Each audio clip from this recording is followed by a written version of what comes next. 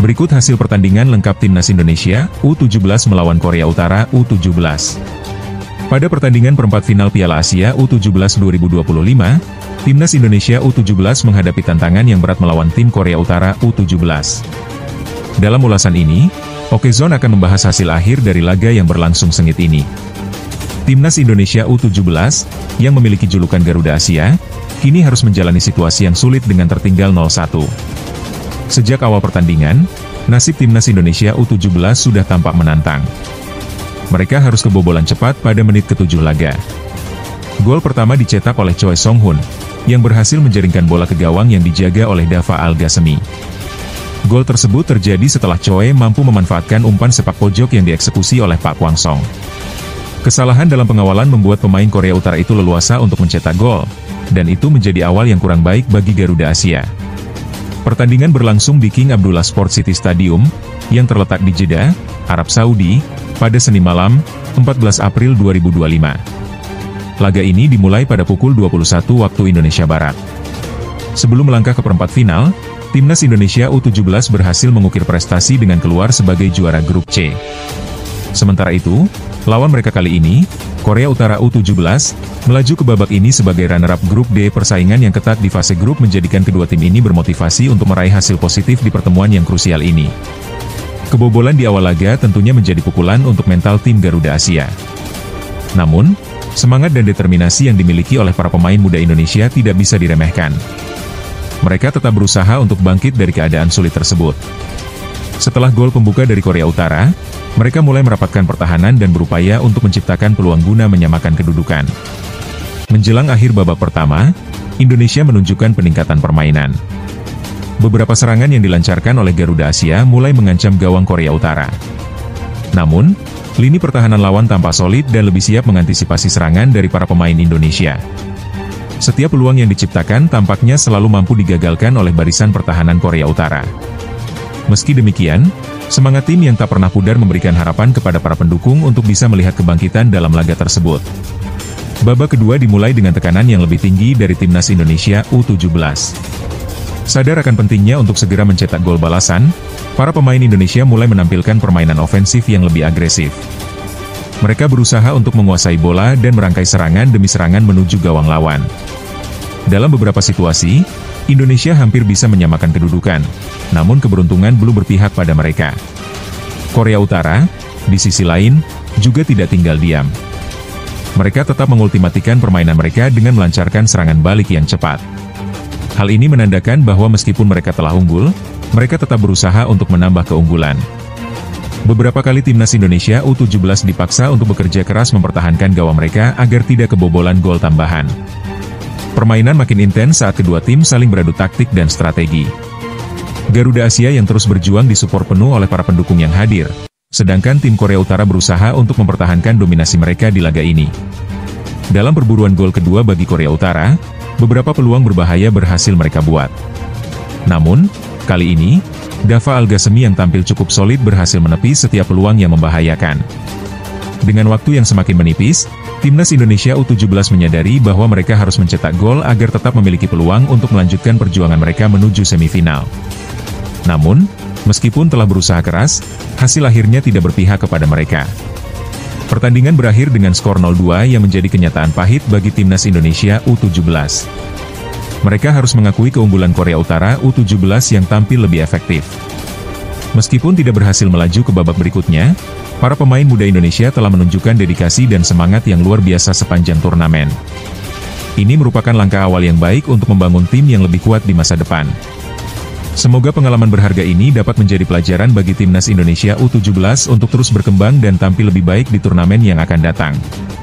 Meskipun langkah mereka terhenti di perempat final, harapan untuk masa depan tetap ada bagi Garuda Asia untuk kembali tampil mengesankan di panggung internasional. Adapun selanjutnya di babak kedua, pertandingan masih sangat impresif di antara kedua tim, dan tuai hasil sesuai dengan yang ada di thumbnail video kali ini.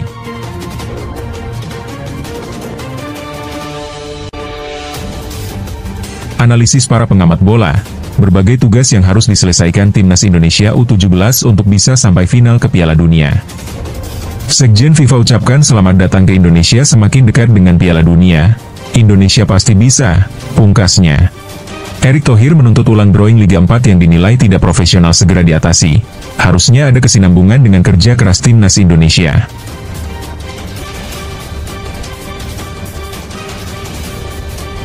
Analisis para pengamat bola, berbagai tugas yang harus diselesaikan Timnas Indonesia U17 untuk bisa sampai final ke Piala Dunia.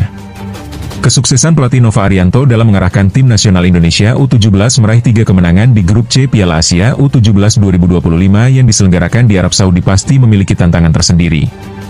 Kemenangan bersejarah atas Korea Selatan U17 dengan skor tipis 1-0 dianggap sebagai pencapaian yang luar biasa. Gaya permainan yang diterapkan untuk memperoleh 3 poin tersebut dianggap sebagai indikasi yang kuat bahwa Timnas Indonesia U17 bisa melanjutkan langkah mereka ke kompetisi yang lebih tinggi. Indikasi ini semakin jelas terlihat ketika Timnas Indonesia U17 berhasil mengalahkan Yaman U17 dengan skor 4-1 dalam laga berikutnya dan kemudian menang lagi melawan Afghanistan U17 tanpa kebobolan. Pertunjukan impresif dari para pemain yang dilatih oleh Nova Arianto tidak lepas dari perhatian Sartono Anwar. Pelatih berpengalaman yang berasal dari Semarang dan merupakan ayah dari Nova Arianto ini memberikan pandangannya mengenai kelemahan yang perlu dibenahi sebelum Timnas Indonesia U17 tampil di Piala Dunia U17 di Qatar yang dijadwalkan pada awal bulan November tahun ini. Dari ketiga laga penyisihan grup yang telah dilalui, saya mengamati bahwa sektor lini tengah tim masih membutuhkan perbaikan. Dukungan antar pemain belum sepenuhnya stabil. Terkadang, strategi permainan yang sudah direncanakan berjalan dengan baik, tetapi di saat-saat tertentu, koordinasi antar pemain justru melemah, ungkap Sartono Anwar. Sartono, yang dikenal sebagai mantan pelatih PSIS yang meraih gelar juara pada Perserikatan 1985, mengatakan bahwa meski strategi yang diterapkan oleh putranya untuk lini tengah sudah selaras, masih ada beberapa aspek yang perlu disempurnakan. Fafa menggunakan pendekatan rap-rap, di mana tim menekan lawan dengan memfokuskan 3 hingga 4 pemain pada bola. Ketika kehilangan bola, skema lini tengah yang melibatkan 5 pemain sudah benar. Namun, terkadang masih ada pemain yang terlambat dalam memberikan dukungan. Lanjutnya, keterlambatan dalam memberikan dukungan ini, menurut Sartono, berhubungan dengan perbedaan stamina di antara para pemain. Permainan yang mengutamakan kolektivitas tim dengan mobilitas tinggi seringkali menguras energi para pemain. Fafa telah memilih untuk bermain secara kolektif. Ia juga mengetahui bahwa untuk itu, pemain membutuhkan stamina yang prima. Latihan fisik yang ketat sudah dilakukan. Namun, kenyataannya kekuatan fisik di antara para pemain tidak merata. Ini adalah tantangan yang perlu diselesaikan sebelum Piala Dunia U17, katanya menandaskan. Selain itu, Sartono Anwar juga mencurigai bahwa pendekatan permainan, keroyokan, yang diusung Nova Arianto dikarenakan terbatasnya stok pemain di lini tengah. Mungkin karena jumlah gelandang yang ada terbatas, dan Fafa tidak memiliki pemain dengan tipe playmaker, maka ini disiasati dengan sistem keroyokan. Ia mampu mengolah sumber daya yang ada menjadi tim yang solid, jelasnya. Seorang pelatih harus cerdik dan tidak menyerah pada keterbatasan yang ada. Namun, menjelang Piala Dunia U17, semua hal ini perlu disempurnakan agar Timnas Indonesia U17 bisa bersaing dengan tim-tim lainnya, tambahnya. Lebih jauh lagi, Sartono Anwar menekankan bahwa dalam Piala Dunia U17 2025 mendatang, Timnas Indonesia U17 akan berhadapan dengan negara-negara dari berbagai benua yang memiliki postur fisik, keterampilan, dan karakter permainan yang berbeda dari tim-tim di Asia.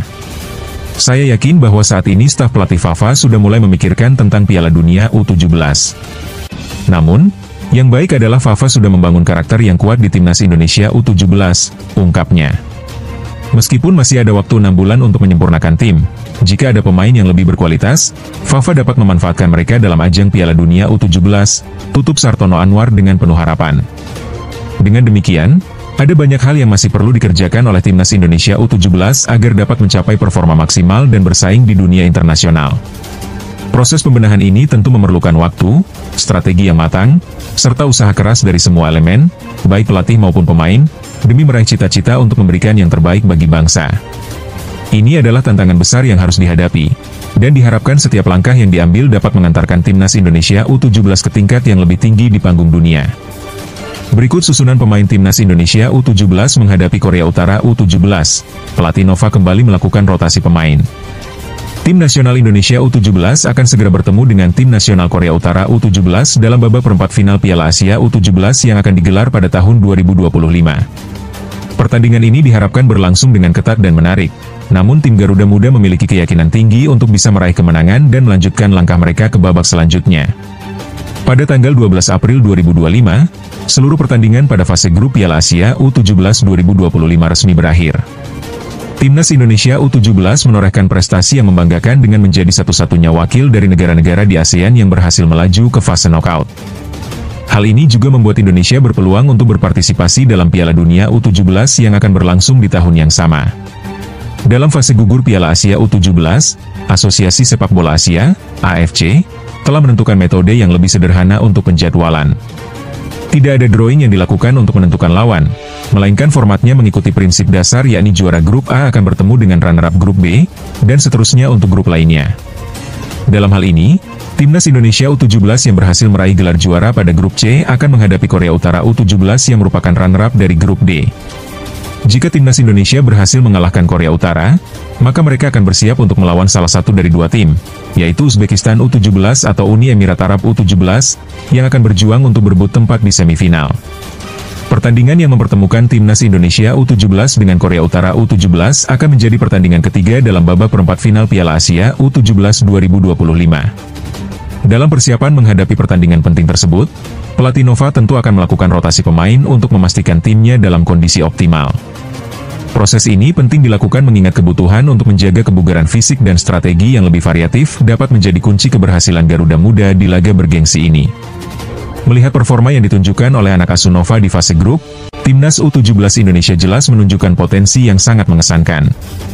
Serangkaian kemenangan dan penampilan solid selama fase grup memberikan kepercayaan diri tersendiri bagi mereka untuk bersaing dengan lawan yang lebih berat di fase knockout.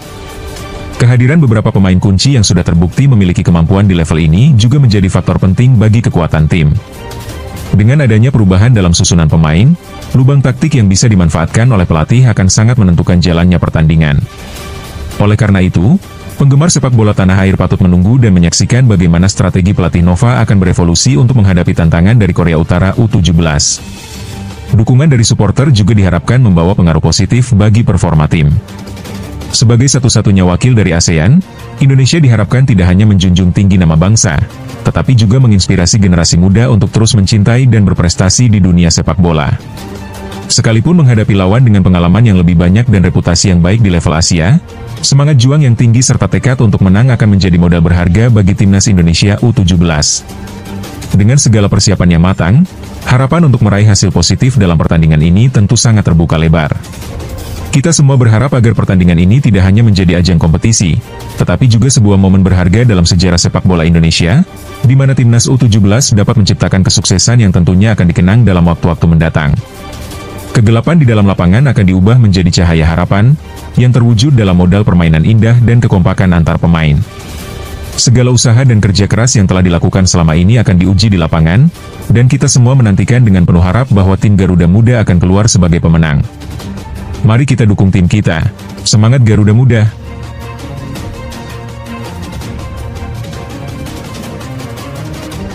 Sekjen FIFA ucapkan selamat datang ke Indonesia semakin dekat dengan Piala Dunia.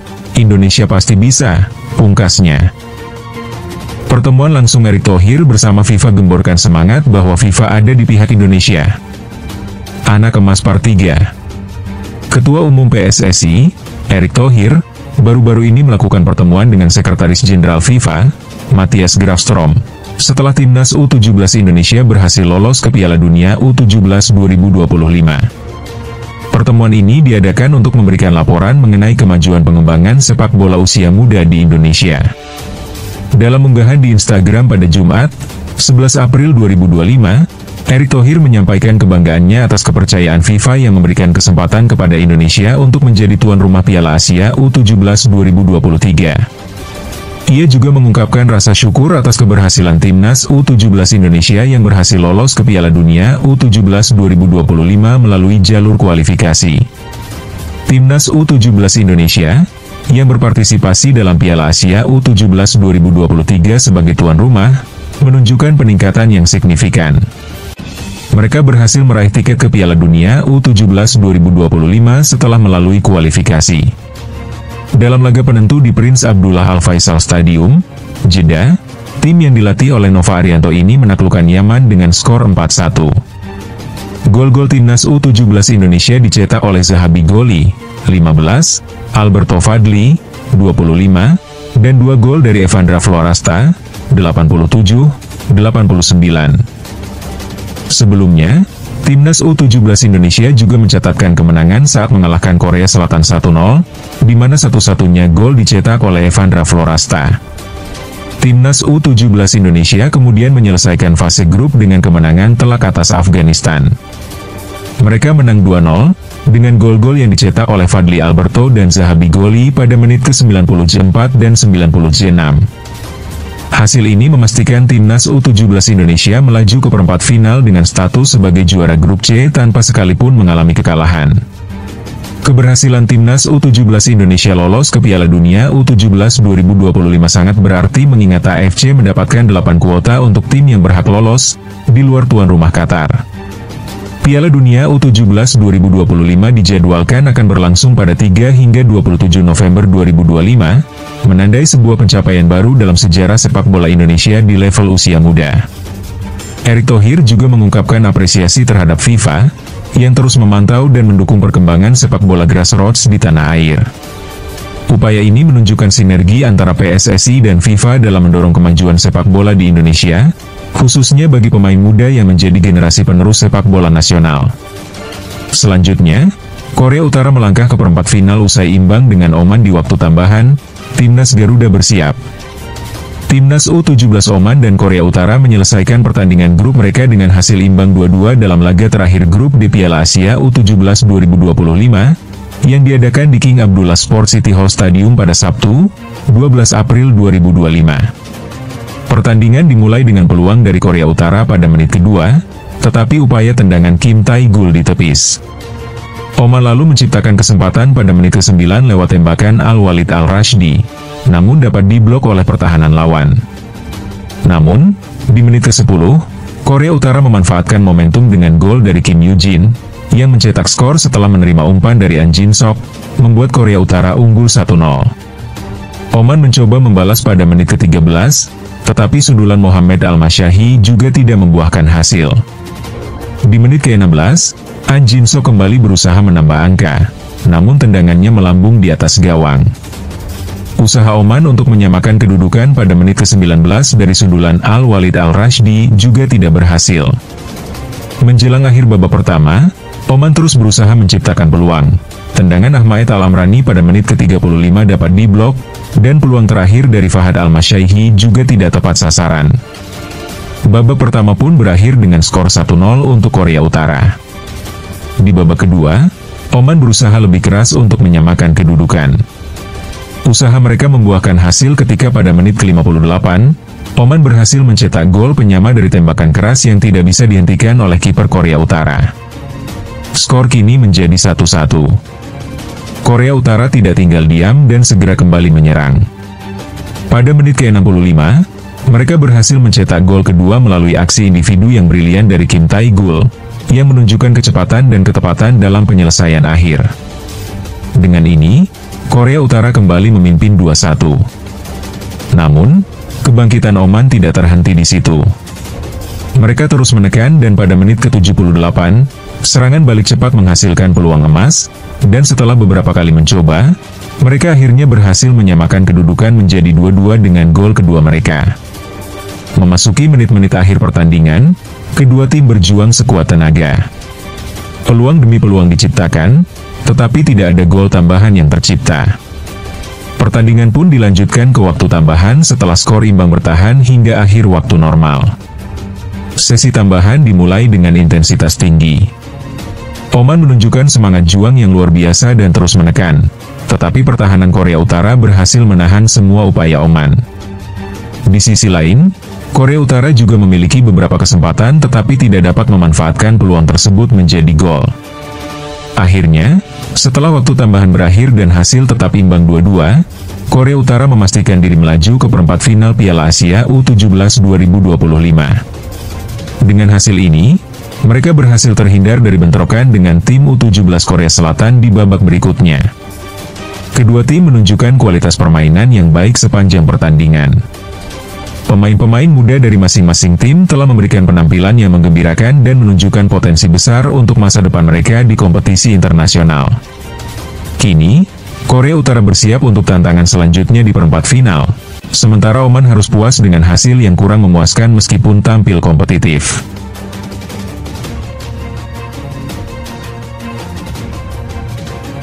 Erick Thohir menuntut ulang drawing Liga 4 yang dinilai tidak profesional segera diatasi. Harusnya ada kesinambungan dengan kerja keras Timnas Indonesia. Dalam dunia sepak bola Indonesia, peristiwa drawing atau pengundian dalam kompetisi Liga 4 baru-baru ini telah menuai kritik yang cukup luas. Video yang memperlihatkan proses drawing tersebut kini menjadi viral dan banyak disoroti oleh publik. Dalam tayangan itu, terlihat jelas bahwa pelaksanaan drawing tidak dilakukan dengan cara yang profesional, serta kurang mencerminkan transparansi yang seharusnya ada di dalam setiap kompetisi olahraga. Fenomena ini mendapat perhatian serius dari Erick Thohir, selaku Ketua Umum Persatuan Sepak Bola Seluruh Indonesia, PSSI. Erick mengungkapkan penilaiannya bahwa kejadian yang terjadi dalam drawing Liga 4 ini bisa dianggap sebagai sebuah pelanggaran terhadap sportivitas atau fair play yang seharusnya dijunjung tinggi dalam kompetisi. Ditambah lagi, insiden semacam ini berpotensi merusak kredibilitas dan kepercayaan masyarakat terhadap sistem kompetisi sepak bola yang ada di tanah air. Erick Thohir juga menyatakan rasa prihatin dan kekecewaannya terhadap kejadian yang tidak menyenangkan ini. Dia menekankan pentingnya menjunjung tinggi integritas dalam setiap tahapan pelaksanaan kompetisi, tidak hanya di Liga 4, tetapi juga di semua level kompetisi sepak bola yang ada di Indonesia. Kami sangat menyesalkan pelaksanaan drawing Liga 4 yang terjadi dengan cara yang tidak profesional dan kurang transparan, ungkap Erick dengan tegas saat memberikan pernyataan di Jakarta pada hari Jumat, tanggal 11 April 2025. Lebih lanjut, ia menambahkan, jangan sekali-kali menganggap remeh kompetisi Liga. Dalam upaya untuk menjaga fair play dan integritas dalam setiap kompetisi, kami mendesak agar dilakukan drawing ulang. Proses ini harus dilaksanakan dengan prosedur yang jelas, adil, dan melibatkan semua pihak yang berkepentingan. Pernyataan tersebut menunjukkan betapa seriusnya Erick dalam menanggapi masalah ini, serta harapannya agar ke depan tidak lagi terjadi hal serupa. PSSI pun ingin menegaskan bahwa setiap tahapan kompetisi, termasuk Liga 4, merupakan bagian yang sangat vital dalam ekosistem sepak bola yang tengah dibangun di Indonesia. Hal ini tentu menjadi perhatian penting, karena ekosistem tersebut didesain untuk menjadi berkelanjutan dan memberikan kontribusi positif terhadap kemajuan sepak bola di seluruh negeri. Di dalam hal ini, proses dan pengelolaan kompetisi harus dilakukan dengan penuh tanggung jawab agar cita-cita untuk memiliki sepak bola yang profesional serta berprestasi di tingkat nasional bisa tercapai. Sebagai langkah selanjutnya, PSSI akan melakukan evaluasi menyeluruh terhadap pihak penyelenggara yang bertanggung jawab atas drawing Liga 4. Tujuannya adalah untuk memastikan bahwa kejadian yang tidak diinginkan ini tidak akan terulang lagi di masa yang akan datang. Dengan begitu, diharapkan proses kompetisi ke depannya bisa berjalan lebih baik, lebih transparan, dan lebih profesional. Kepedulian Erick Thohir dan PSSI terhadap integritas dan profesionalisme di dalam setiap tahapan kompetisi sepak bola di Indonesia adalah langkah yang sangat positif. Hal ini menunjukkan upaya serius dalam membangun citra sepak bola yang lebih baik, serta menjanjikan masa depan yang lebih cerah bagi para atlet dan pecinta sepak bola di tanah air. Di kesempatan yang sama, pertemuan menarik antara Gerald Van den Burg dan Indra Syafri, bukan sekadar bertukar pikiran, begini yang mereka bicarakan. Pada hari Jumat, 11 April 2025, Gerald Van den Burg selaku pelatih tim nasional U23 Indonesia melakukan pertemuan dengan Indra Syafri. Momen tersebut dibagikan oleh Gerald melalui akun Instagram pribadinya, menampilkan kebersamaan mereka dalam suasana yang penuh kehangatan dan kerjasama. Dalam unggahannya, Gerald menyampaikan bahwa pertemuan tersebut merupakan kesempatan berharga untuk berbagi informasi antara staf pelatih dan pelatih tim nasional yang saling terhubung satu sama lain. Pertemuan yang sangat menyenangkan antara para staf dan pelatih, ungkap Gerald Van den Burg, yang menunjukkan nuansa positif dari interaksi tersebut. Ia menambahkan, kita bertukar informasi satu sama lain, yang menegaskan pentingnya komunikasi dalam pembentukan tim yang kuat. Selain Indra Syafri, kegiatan tersebut juga dihadiri oleh beberapa tokoh penting dalam tim nasional, termasuk Sumarji selaku manajer tim, pelatih kiper Sjoerd Woudenberg, serta beberapa staf lainnya yang memiliki peran dalam perkembangan tim. Kehadiran mereka dalam pertemuan ini menunjukkan adanya kolaborasi yang erat dalam persiapan timnas ke depannya. Gerald Van den Burg sendiri baru dilantik oleh Erick Thohir, Ketua Umum PSSI, pada akhir bulan Maret 2025. Tujuan dari pelantikan ini adalah untuk memastikan kesinambungan program di berbagai level tim nasional, mulai dari U17, U20, U23, hingga tim senior. Namun, lebih jauh dari itu, pertemuan ini menjadi indikasi kuat tentang pembentukan timnas U23 Indonesia yang baru yang diharapkan mampu bersaing di pentas internasional. Seperti yang telah diketahui, Tim nasional U23 Indonesia dijadwalkan untuk berkompetisi di SEA Games 2025 yang akan berlangsung di Thailand pada bulan Desember mendatang. Tim Garuda Muda memiliki tugas berat untuk mempertahankan medali emas yang mereka raih pada edisi sebelumnya, yaitu SEA Games 2023. Selain itu, mereka juga diharapkan untuk berangkat ke kualifikasi Piala Asia U23 2026, yang kemungkinan akan digelar dalam tahun ini. Pertemuan antara Gerald van den Burg dan Indra Syafri sangat menarik untuk diperhatikan, mengingat latar belakang yang dimiliki oleh Indra Syafri. Beliau baru saja kehilangan posisi sebagai pelatih timnas U20 Indonesia setelah timnya tersingkir dari Piala Asia U20 2025. Namun, tidak bisa dilupakan bahwa Indra Syafri juga merupakan mantan pelatih timnas U23 Indonesia pada SEA Games 2023, di mana ia berhasil membawa tim meraih medali emas dan mengakhiri penantian panjang Indonesia selama 32 tahun dalam cabang olahraga sepak bola. Dengan latar belakang tersebut, muncul pertanyaan mengenai apakah kedatangan Gerald van den Burg ke Indra Syafri semata-mata untuk meminta saran dalam merancang skuad timnas U23 Indonesia yang baru atau ada kemungkinan lain, seperti meminta Indra untuk bergabung dalam staf kepelatihannya sebagai asisten. Sejak berpisah dengan posisi sebagai kepala pelatih timnas U20, Indra Syafri belum mengambil pekerjaan baru, sehingga kemungkinan untuk bergabung dalam tim sebagai asisten pelatih menjadi salah satu opsi yang menarik. Dalam hal ini, Erick Thohir sebelumnya menekankan bahwa Indra Syafri telah menjelaskan kondisi baru mengenai kepelatihan timnas U23, bahwa tim ini akan dilatih oleh Gerald van den Burg dan bukan oleh Indra Syafri. Saya rasa sebelumnya sudah saya jawab bahwa kita lepas Indra Syafri dari U20, tegas Erick. Ia selanjutnya menjelaskan bahwa untuk saat ini belum ada keputusan resmi mengenai tim pelatih untuk timnas U20, dan menyebutkan bahwa SEA Games adalah perhelatan multi-event yang pendanaannya sepenuhnya didukung oleh pemerintah. Saya melihat langkah-langkah yang sebelumnya kita lakukan harus tetap dilakukan. Kita berada dalam situasi yang profesional, sehingga melakukan review itu sangat penting, tambah Erick Thohir. Ia juga menggarisbawahi bahwa pemerintah tentu akan melakukan tinjauan yang mendalam untuk menentukan kebijakan selanjutnya, termasuk keputusan tentang partisipasi tim sepak bola dalam kompetisi internasional. Dengan semua informasi ini, tantangan di depan untuk Gerald van den Burg dan timnya semakin jelas. Diharapkan, kolaborasi dan biaya yang dikeluarkan untuk pengembangan tim bisa mengantarkan Indonesia meraih kesuksesan yang lebih besar di level Asia dan dunia sepak bola. Setiap langkah ke depan membutuhkan perencanaan yang matang serta kerjasama yang solid dari semua pihak terkait, termasuk para mantan pelatih yang memiliki pengalaman dan pemahaman mendalam tentang timnas U23. Semoga pertemuan ini membawa angin segar dan menghasilkan keputusan yang terbaik bagi masa depan sepak bola Indonesia, khususnya dalam pengembangan talenta muda yang akan menjadi bintang di kancah internasional. Indonesia memiliki potensi yang besar, dan dengan sentuhan yang tepat, impian untuk meraih kesuksesan di berbagai kompetisi bisa menjadi kenyataan. Mari kita tunggu perkembangan selanjutnya dari timnas U23 Indonesia.